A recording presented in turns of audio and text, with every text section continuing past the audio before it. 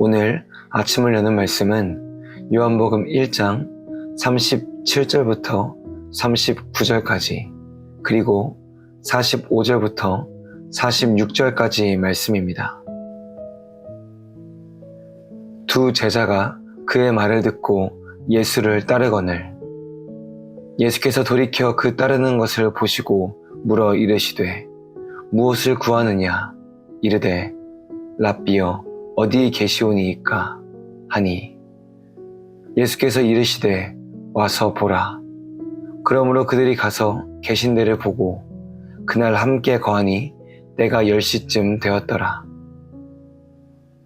빌립이 나다나엘을 찾아 이르되 모세가 율법에 기록하였고 여러 선지자가 기록한 그 일을 우리가 만났으니 요셉의 아들 나사렛 예수니라. 나다나엘이 이르되 나사렛에서 무슨 선한 것이 날 수 있느냐. 빌립이 이르되 와서 보라 하니라. 요한복음 1장 35절부터 마지막 절까지는 두 가지의 이야기가 나옵니다. 먼저는 세례 요한의 제자였던 안드레가 예수님을 따르는 이야기이고, 두 번째는 빌립과 나다나엘이 예수님을 따르는 이야기입니다. 이 두 이야기에는 공통점이 하나 있습니다. 바로 말입니다. 한 가지의 말이 두 이야기의 중심에 있습니다. 먼저 예수님과 안드레의 이야기를 살펴보겠습니다. 예수님은 자신을 따라오는 안드레와 한 제자를 만나십니다. 안드레가 예수님께 묻습니다. 선생님은 어디에 묵고 계십니까? 이 질문에 대한 옳은 대답은 내가 지금 어디에 묵고 있다. 나는 무슨 일을 할 거다. 너희는 나를 따르겠느냐? 입니다. 그런데 예수님은 이렇게 말씀하십니다. 와서 보라. 이 말은 빌립과 나다나엘의 이야기에서도 나타납니다.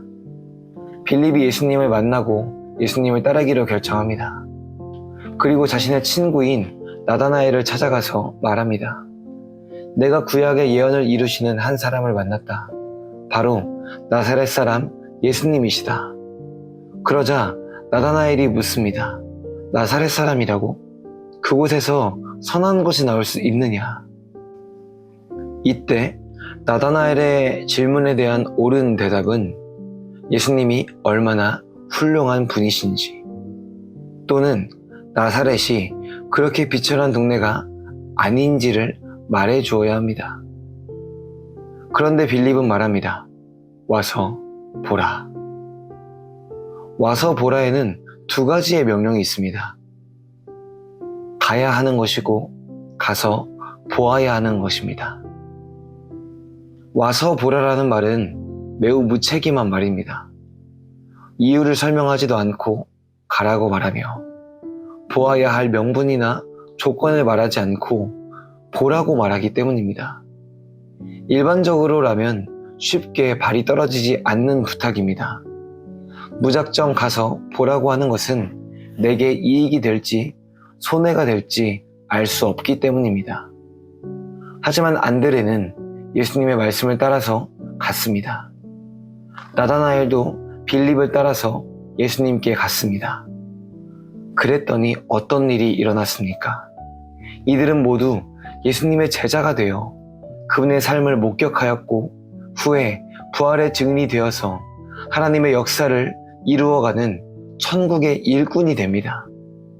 합리적이지 않고 명분도 없고 이유도 없었던 와서 보라 라는 명령에 순종하였더니 하나님께서 그들의 인생을 더 거룩하고 존귀한 삶으로 변화시켜 주시는 것입니다. 사랑하는 성도 여러분, 세상은 합리성을 요구합니다. 비합리적인 것은 하지 말라고 말합니다. 내게 이득이 되는 것만 하라고 말합니다.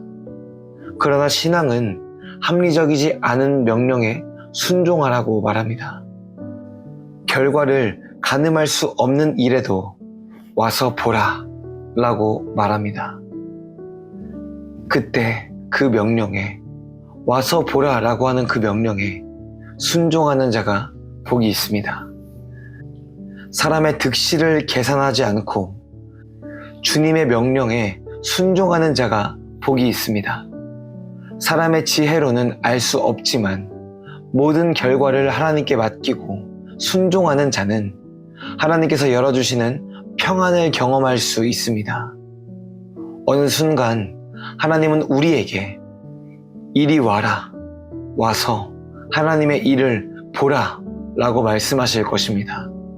그때 사람의 눈으로 보기에 가기 싫을지라도 어리석어 보일지라도 하나님을 향한 사랑으로 순종하는 여러분이 되시기를 바랍니다.